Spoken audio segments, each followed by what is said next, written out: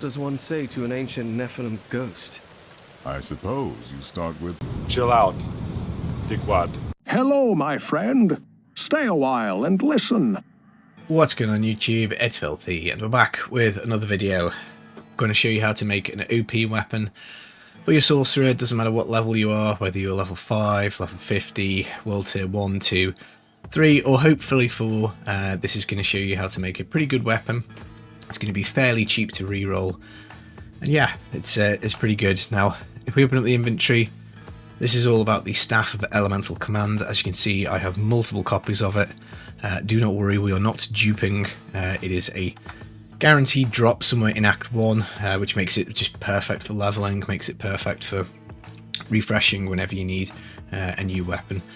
Shout out to Wolfian. I saw a video on this today, thought we'd push out some community awareness. Go check him out. I'm sure he's got some more cool videos on the way. Right, how do we get this? Well, where we need to go is Kiovashad, and then there is a little hill here. So I guess we'll just go and look. Now, this does work on lowered levels. I'm on World Tier 3, level 54. Obviously, with the world scaling with you as a character, what happens is the mob up here will just scale with you. Now, it's not the same mob on all the difficulties. On World Tier 3, it's some pretty nasty dudes with lightning, with fire, with explosions. But you just come up here, and then hopefully this dude will spawn for us.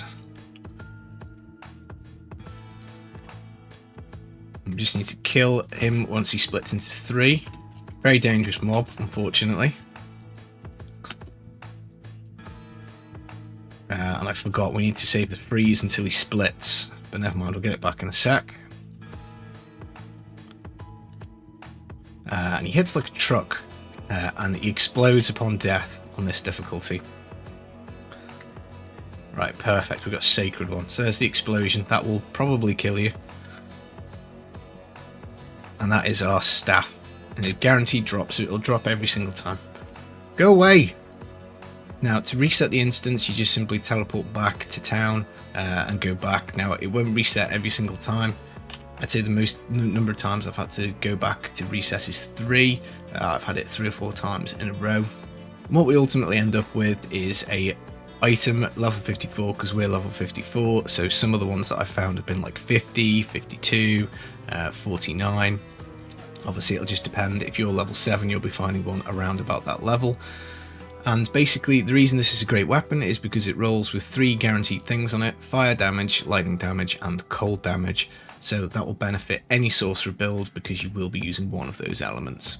Now, my one at level 54 can roll up to like 20%. So obviously, you would look to get a good high damage roll on it. At the top, you would look to get high cold damage for me because I'm playing a cold build. If you're making your playthrough through the game, and let's say you're going to use Ice Shards and Hydra, which would obviously be cold and fire, then this would be a great weapon because you're getting damage to both of those skills and both those elements. Now, it's only got a sale value of 2, and that is a good thing because what it means is that when we come to the Occultist, re-rolling it is very cheap, so the gold cost is like negligible. So if we put this one in here, which is just a regular one, not a sacred one, it still costs veiled crystals, but the gold is really cheap. So early on, in the early levels, it might not even cost veiled crystals at all, or it might cost very few of them. And then you can basically pick which stat you want, and then you can reforge it, and it will remove it, and it'll give you some various options. So if let's say we get rid of the fire, we don't like that, we could pick intelligence, and then we could just keep doing this as much as we want to try and get something. So 9% damage to burning enemies. I do have a burn effect in my build, so that would be even more damage, so that would have been a pretty good one. Now, that's very cheap to do on World Tier 1, World Tier 2. World Tier 3, we start to get these sacred items.